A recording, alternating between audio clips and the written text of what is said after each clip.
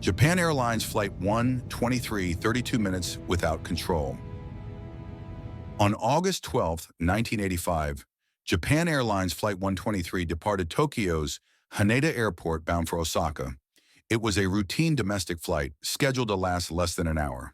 The aircraft was a Boeing 747 SR, a high-capacity version of the jumbo jet, built for short, frequent flights. On board were 524 people. Only 4 would survive. A normal departure. The takeoff was uneventful. The aircraft climbed smoothly into the evening sky, heading west across Japan. Passengers were relaxed. Many were families traveling for the Obon holiday. 12 minutes after takeoff, at 24,000 feet, a sudden explosion shook the aircraft. It did not come from the engines. It came from the rear of the plane.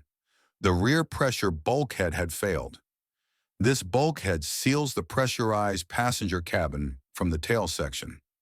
7 years earlier, after a minor tail strike, it had been repaired incorrectly. One faulty repair, one invisible weakness.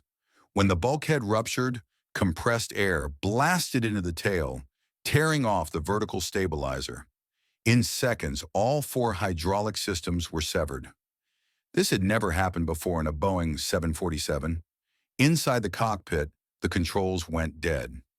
The pilots could no longer move the elevators, rudder, or ailerons. The aircraft was still flying. All 4 engines were operating normally, but the crew had no direct control. The aircraft began to pitch up and down violently, entering massive oscillations known as phugoid motion.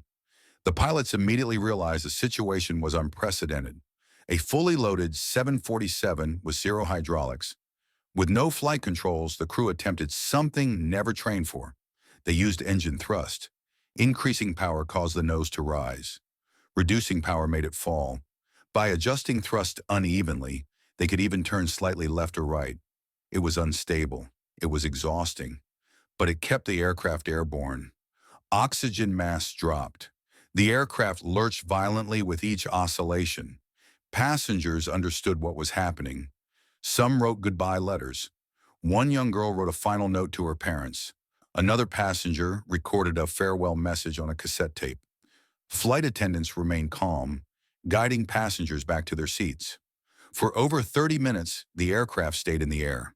Air traffic control offered a return to Tokyo. The crew tried, but precise control was impossible.